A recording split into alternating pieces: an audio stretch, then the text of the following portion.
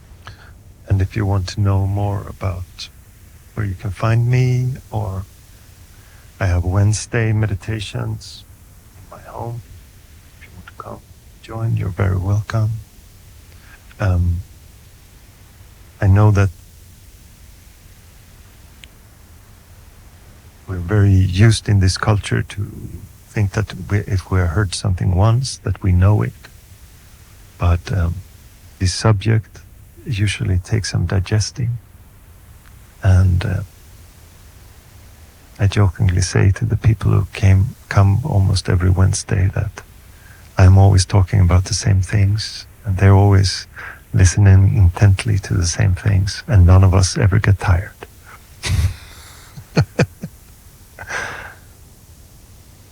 Thank you. It's been so beautiful seeing you all.